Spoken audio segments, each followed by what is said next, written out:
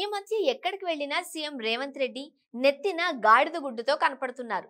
గాడిద గుడ్డు అంటూ కేకలు వేస్తున్నారు.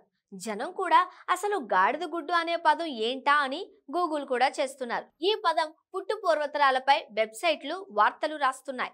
రేవంత్ రెడ్డి నెత్తిన కనపడుతున్న గాడిద గుడ్డుపై జోకులు పేలుతున్నాయి. ఆయన ఎవరి మీదనో పేల్చుతున్న మాటల తూటాలు బూమ్రాంగ్ అయి తిరిగి ఆయననే చేరుతున్నాయి. రైతు బంధు అంటే గాడిద గుడ్డు, 4000 పెన్షన్ అంటే గాడిద గుడ్డు, 2500 ఇవ్వంటే గాడిద గుడ్డు, ఇంటింటికి కరెంట్ అంటే గాడిద గుడ్డు, అందరికీ 500 రూపాయలకే గ్యాస్ అంటే గాడిద గుడ్డు, నిరుద్యోగ భృతి అంటే గాడిద గుడ్డు, 2 లక్షల రుణమాఫీ అంటే డబుల్ గాడిద గుడ్డు. ఇన్ని గుడ్లు రేవంత్ రెడ్డి పెట్టిన గుడ్లే. హామీలపై హామీలు ఇచ్చిన రేవంత్ సర్కార్ వాటిని అమలు చేయడంలో అట్టర్ ఫ్లాప్ అయింది. ఒక్క మహిళలకు ఫ్రీ బస్సు పథకం తప్ప మిగిలిన గ్యారంటీలలో ఏది సక్రమంగా అమలు కావడం లేదు. 13 హామీలలో దేన్ని పూర్తి చేయని ప్రభుత్వంగా రేవంత్ సర్కారు విమర్శల పాలవుతోంది. పైపెచ్చు గాడిద గుడ్డు అంటూ మోడీ సర్కారుపై విమర్శలు గుప్పిస్తున్నారు. ప్రధాని మోడీ నేతృత్వంలోని బీజేపీ 10 ఏళ్ల పాలనపై రేవంత్ రెడ్డి తనదైన శైలిలో ప్రచారం చేస్తున్నారు. ఏ సభకు వెళ్లినా గాడిద గుడ్డు నెత్తిన పెట్టుకుని తీవ్ర స్థాయిలో విమర్శలకు దిగుతున్నారు. మోడీ తెలంగాణకు ఇచ్చింది గాడిద గుడ్డు అంటూ ప్రచారాన్ని కాంగ్రెస్ హోరెత్తిస్తోంది. మోడీ అమలు చేయని హామీలపై సభలలో రేవంత్ రెడ్డి మాటల తూటాలు పేలుస్తున్నారు.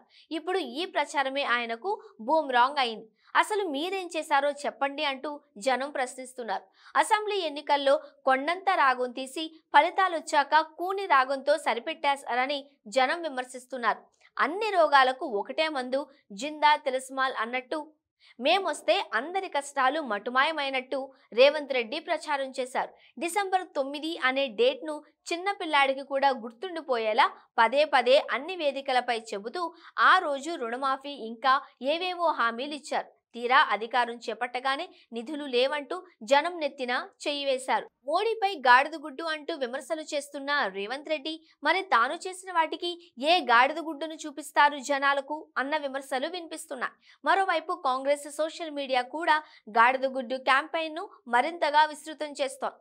పోస్టర్లతో వీడియోలు పెడుతోంది. అయితే దీనికి కౌంటర్గా బీజేపీ కూడా ప్రచారం ప్రారంభించింది.